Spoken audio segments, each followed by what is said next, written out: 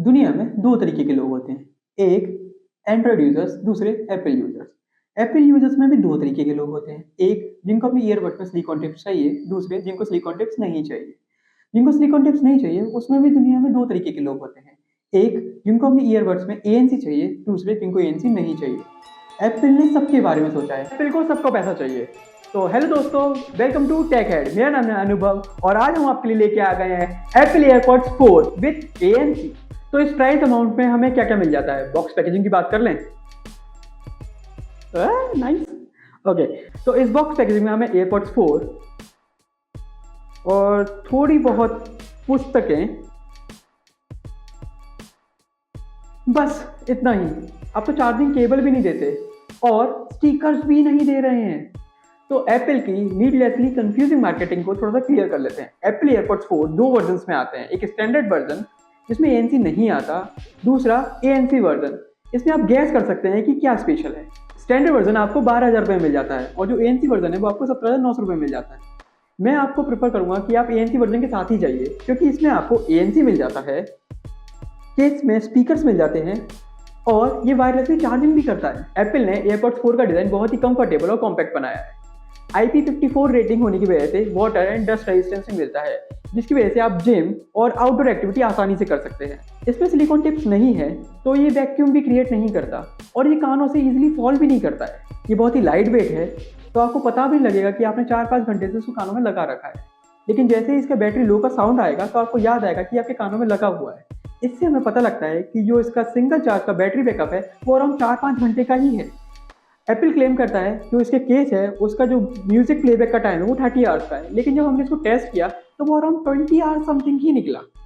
लेकिन ये सब कुछ विदाउट एएनसी था। जब आप इसका एएनसी ऑन कर देते हैं तो ये सिंगल चार्ज का जो टाइमिंग है वो अराउंड 2.5 घंटे से 3 घंटे का ही है। इसके अंदर टाइप सी आता है जिससे आप इसे चार्ज कर सकते हैं अराउंड 1 से 1.5 घंटे में फुल। इसके अंदर सेम S2 चिप लगी है जो एयरपॉड्स 2 प्रो में भी है।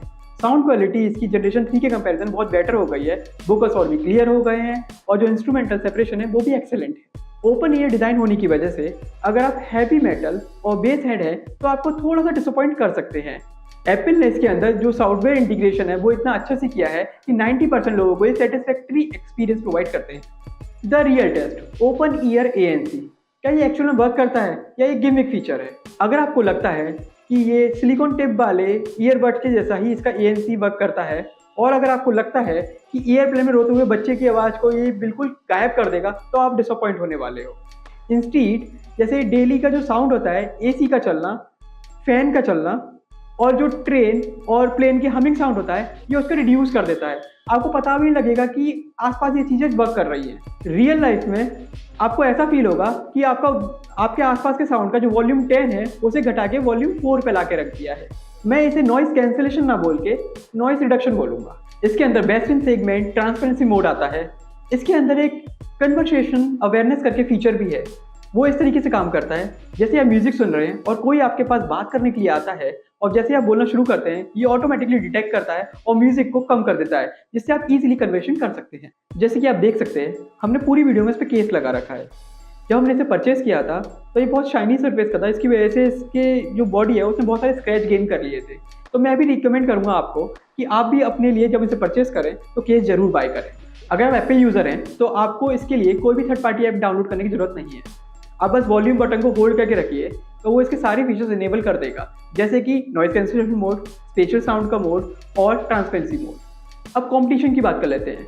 एक तो इसका भाई ही है एप्पल एयरपॉड्स प्रो 2।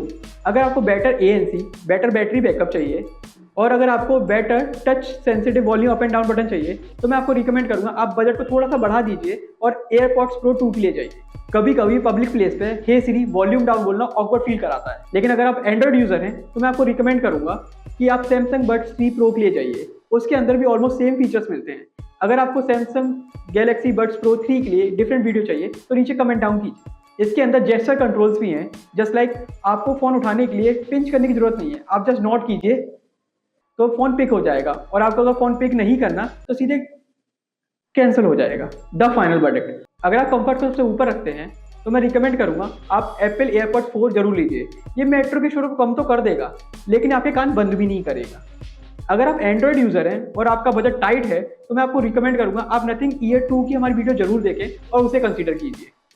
लेकिन अगर आप उस सिलिकॉन बड से कोई दिक्कत नहीं है और आपका बजट भी ठीक है तो आप एप्पल ईयरबड्स प्रो 2 की तरफ जाइए। वो आपको बेटर चीजें प्रोवाइड करते हैं हर केस में। आप हमें बताइए कि आप कौन से यूजर्स हैं, सिलिकॉन टिप वाले या नॉन सिलिकॉन वाले। अगर आपको हमारी वीडियो अच्छी लगे तो लाइक कीजिए, सब्सक्राइब कीजिए और शेयर कीजिए। मैं आपको मिलूंगा अगली वीडियो में, तब तक के लिए अलविदा।